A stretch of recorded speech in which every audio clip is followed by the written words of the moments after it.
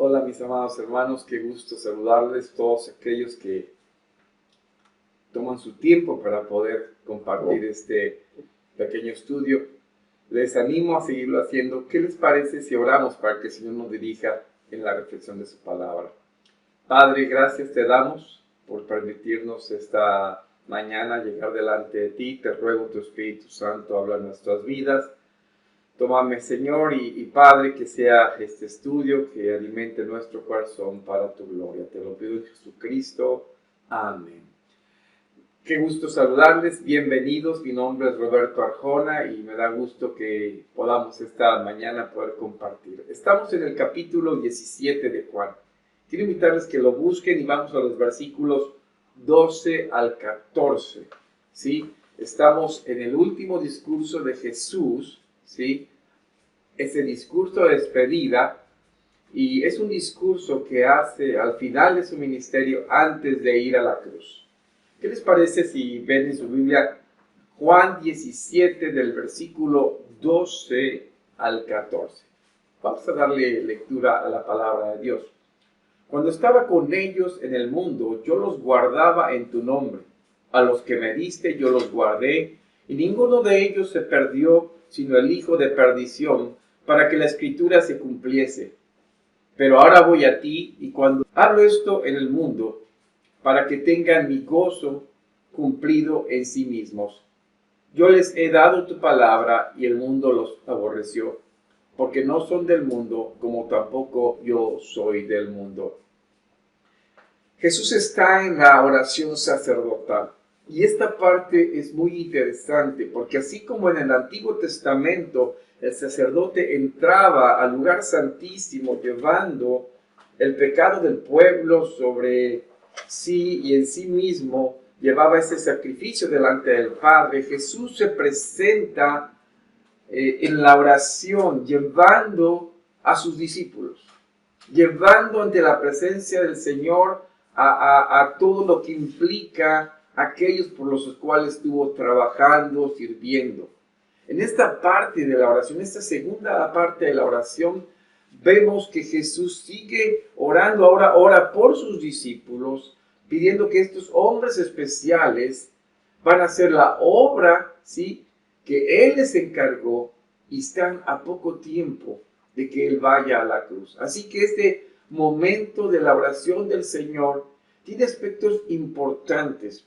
Uno de ellos, aún sigue Jesús orando como si las cosas ya hubiesen sido, y que de alguna manera Él ya está con el Padre. Ya no estoy en el mundo, dice en el verso 11.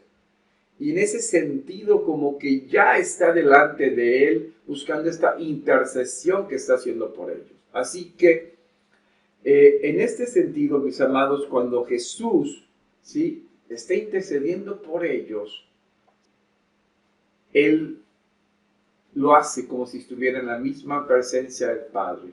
Ahora, otro aspecto temático es que Jesús a continuación sigue pidiendo en algo que ya habíamos platicado, en el nombre de Dios. Quiere que los suyos sean guardados en el nombre de Dios. Ya hemos identificado este sentido del nombre de Dios como en la propia autorrevelación que Dios hace de sí mismo. Identificado con su ser, y tal como en su nombre es quien es Dios santo, que es poderoso, que Él reveló este nombre a sus discípulos. Y es importante que Él clama en este sentido, que sus discípulos sean guardados en su nombre. Y esto implica su poder, su misericordia, su provisión, quien es Dios en su plenitud. Ahora, Jesús interpreta su propio ministerio. Dice el versículo 12, cuando estaba con ellos en el mundo, yo los guardaba en tu nombre. A los que me diste, yo los guardé, y ninguno de ellos se perdió, sino el hijo de perdición, para que la escritura se cumpliese. Si ustedes se dan cuenta, tanto en el versículo 12 como en el 14, ¿sí?, como que Jesús está informando al Padre acerca de sus actividades y cómo éstas se llevaron a cabo. Ahora, algo importante es que Él interpreta su propio ministerio en función de la palabra que Él dio. en el nombre, ¿sí? En tu nombre yo los guardaba, a los que me diste, ¿sí? Este nombre, pues, tiene el sentido de que, de su palabra también. De alguna forma aquí tiene que ver como sinónimos, palabra y nombre, porque es la revelación que tenemos de Dios Padre. Así que al rendir este informe al Señor Jesucristo, Él da cuenta de que ellos fueron guardados en su nombre y permanecieron. Cuando estaba con ellos dice, yo los guardé, ninguno se perdió. Durante los 3 años y medio que Jesús estuvo con ellos, Él los protegió. ¿Por qué? Porque sabía que ellos estarían haciendo la obra que Él estaba haciendo. ¿Sí? Solamente uno de ellos. Así como Él había hablado acerca de esto, de enviarlos y hacer la misión. Miren, recuerden lo que dice en 3:14, y Él estableció para que estuviesen con Él y para enviarlos a predicar la palabra. Cuando Jesús dice, yo los guardaba en tu nombre, yo los guardé, yo les he dado tu palabra, y este sentido para que hiciesen su ministerio. Así que Jesús realizó su ministerio en el mundo, y en este sentido lo está afirmando e informando. Esto lo dijo en el mundo y lo hizo en el mundo, pero ahora lo pide delante del Padre.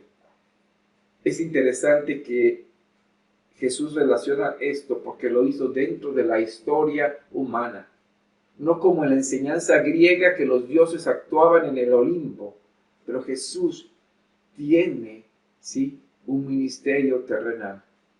No perdió a ninguno, solo el de perdición, y a los demás les enseñó su palabra, que es el nombre de Dios, y los guardó y los mantuvo fieles todo el tiempo que estuvo con ellos. Así que el poder de la palabra es aquel que hoy día también nos guarda a nosotros, nos mantiene fieles, nos hace permanecer en la fe y seguir enseñando en el nombre de Dios. Esto es como los discípulos efectivamente lo hicieron y llegó a nosotros. Segundo, el nuevo ministerio de Jesús. Dice el versículo 13, pero ahora voy a ti y hablo esto en el mundo para que tengan mi gozo cumplido en sí mismos. Fíjense, ahora dice, ahora voy a ti. El propósito de la venida del Señor Jesús fue cumplido. Y de alguna manera ahora pide que su gozo de haberlo hecho sea cumplido en ellos. Esta expresión llama la atención porque Jesús pide que su propio gozo sea cumplido en sus discípulos y por eso va al Padre. Quiere que ellos tengan ese gozo en sus vidas cumplido, el gozo de hacer la obra que Él hizo. Y creo muy importante porque Jesús ahora desarrollará este ministerio delante del Padre.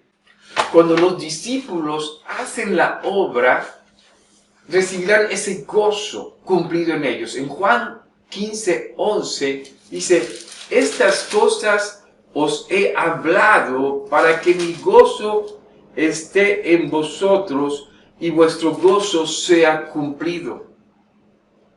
El ministerio que Jesús realizó en ellos, Jesús estaba convencido de que se gozarían al hacerlo. En Juan 10:10, si ustedes lo buscan en su Biblia, por favor, Juan 10:10, dice la palabra del Señor en Juan 10:10, el ladrón no viene sino para hurtar y matar y destruir. Yo he venido para que tengan vida y para que la tengan en abundancia. Tengan vida y la tengan en abundancia. Amados, cuando hablamos del gozo cumplido en los discípulos, es esa convicción de hacer la obra que Jesús hizo. Y Jesús, en su ministerio delante del Padre, es hacer que sus discípulos participen de la plenitud de este gozo.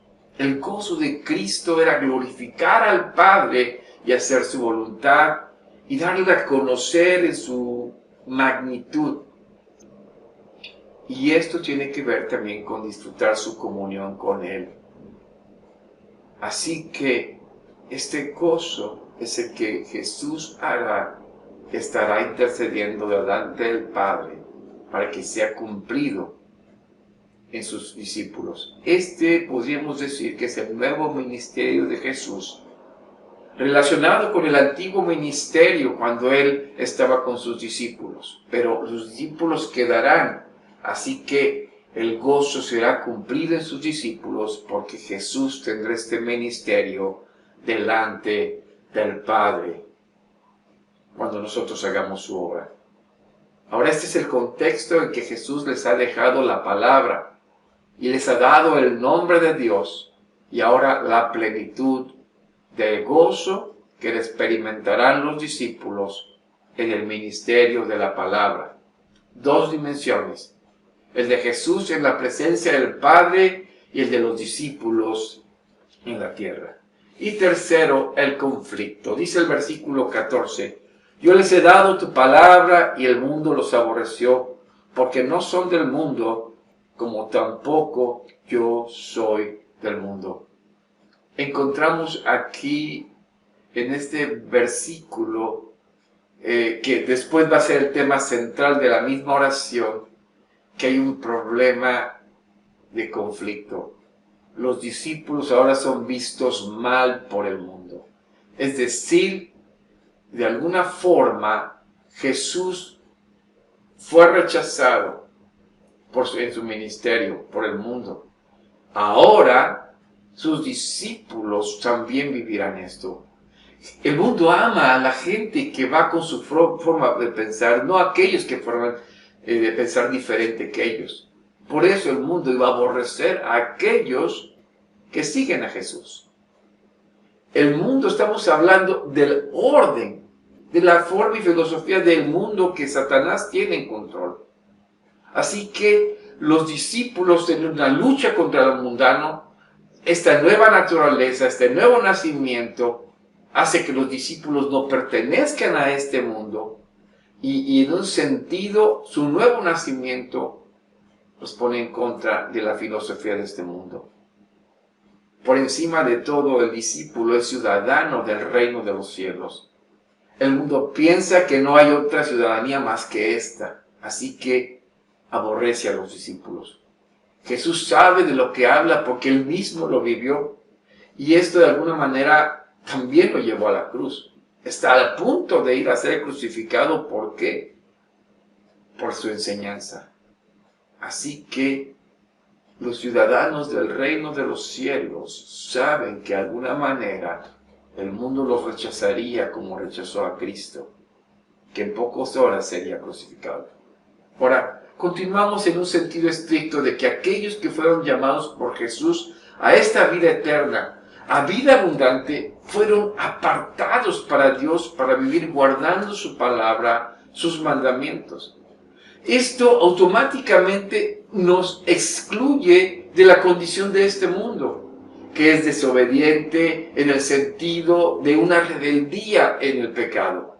Jesús ora para que completamente en este sentido, que ya no pertenecemos al mundo, al orden del pecado y la rebeldía, seamos guardados por su nombre, es decir, el nombre de Dios, en un sentido de su poder, su palabra, su santidad, su grandeza, de la autorrevelación de Dios. Este sentido práctico, aquella palabra, mandamientos y obediencia que debemos tener, las vivimos en el Padre por el Espíritu Santo, y el Señor Jesucristo intercede para que la plenitud de vivir en Él traiga este gozo.